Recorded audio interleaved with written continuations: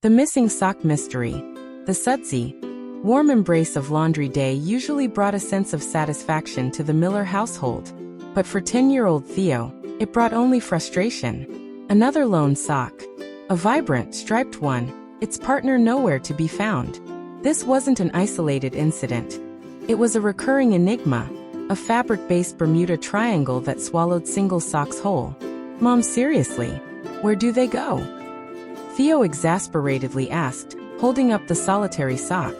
His mother, accustomed to this weekly lament, merely chuckled. Maybe they run away to a sock paradise, sweetie. A sock paradise. The idea, initially whimsical, began to take root in Theo's imaginative mind. What if? What if there was a secret world? He was a boy who loved mysteries, and this was the greatest mystery of all. That night, armed with a magnifying glass and a notebook, Theo staked out the laundry room.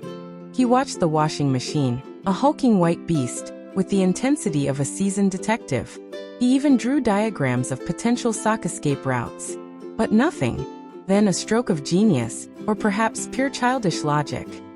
If socks could disappear, maybe he could follow them. But he was too big. He needed to be sock-sized. The next morning, Theo presented his grand plan to his bewildered younger sister, Lily. I'm going to shrink myself and go into the washing machine. Lily, ever the pragmatist, raised an eyebrow. How? With science? Theo declared, though his science involved a questionable mixture of baking soda, glitter, and a whispered incantation he'd found in an old fantasy novel. To his own astonishment, and Lily's wide-eyed wonder, the concoction worked. Or at least something did. A shimmering, shrinking sensation enveloped Theo. He felt himself compress, his clothes becoming baggy, the laundry room growing to colossal proportions around him. He was no bigger than his thumb. I did it, he squeaked, his voice tinny.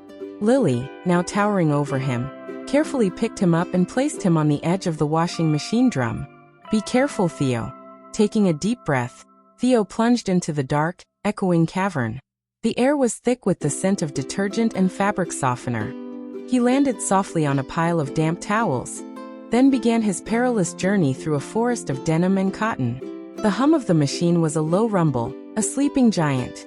He crawled through a forgotten trouser leg, squeezed past a mountain of t-shirts, until he saw it, a swirling vortex of iridescent bubbles at the very bottom of the drum. This wasn't just water, it was a portal. Without hesitation, Theo launched himself into the shimmering whirlpool. He tumbled through a kaleidoscope of colors, a sensation both disorienting and exhilarating. He landed with a gentle thud on soft, springy grass. Above him, a sky of perpetually sunny blue. Around him, a landscape unlike anything he'd ever seen.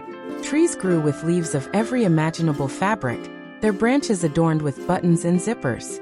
Rivers flowed with sparkling, clear water that smelled faintly of fresh linen. And everywhere, socks. Thousands of them. They were picnicking, playing tag, lounging in hammocks woven from yarn. They were vibrant, joyful, and incredibly diverse. Stripped socks mingled with polka-dotted ones, athletic socks chatted with delicate lace patterns. This was the sock paradise. Theo's own missing striped sock, Barnaby, spotted him. Theo, you made it. Barnaby, who now sported a tiny straw hat and a pair of even tinier sunglasses, explained the situation. We don't go missing, Theo. We come here for vacation. It's exhausting, all that walking, all that dirt. We deserve a break. Theo was astonished. But we need you. I have so many lonely socks at home. Barnaby sighed. We know, Theo. But the lure of perpetual clean and relaxation is strong. Theo realized he had to make a compelling argument. He stood on a discarded thimble, clearing his throat. Attention, socks of sock paradise, he projected, his voice surprisingly loud for his size. A hush fell over the vibrant landscape. Hundreds of tiny, fabric eyes turned towards him. I understand why you come here, Theo began. But think of your partners. They miss you. They wait in drawers, lonely and unmatched. A sock's true purpose isn't just relaxation. It's to complete a pair, to keep feet warm, to be part of something bigger. A murmur went through the crowd. Some socks looked thoughtful, others seemed a little ashamed. Think of the joy you bring when you're united with your other half. Theo pressed on. The adventures you'll have, the places you'll go. You'll be scuffed and sometimes smelly, yes, but you'll be together, fulfilling your destiny. A small, teary-eyed polka-dotted sock stepped forward. He's right. My partner, Penelope, must be so sad. It was a domino effect. One by one, socks began to nod, to murmur in agreement. Barnaby, still wearing his straw hat, approached Theo. You make a compelling argument, Theo, Barnaby said. We hadn't thought about it like that. The joy of being with our partners, it does outweigh perpetual relaxation. So you'll come back? Theo asked hopefully. We will, Barnaby declared to the assembly, but we'll need a proper send-off.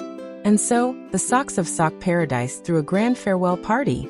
They danced to music made by clinking buttons and strumming elastic bands. They shared stories of their past adventures and made promises to their future partners. Theo, now a celebrated hero among them, felt a surge of triumph. The next laundry day in the Miller household was different. As Theo's mom pulled clothes from the dryer, Theo watched with bated breath. One by one, pairs emerged. Matched. Complete. And there, nestled among them, were Barnaby and his long-lost partner. Theo grinned, a knowing smile playing on his lips. His mom still complained about the occasional missing sock, but Theo knew the truth.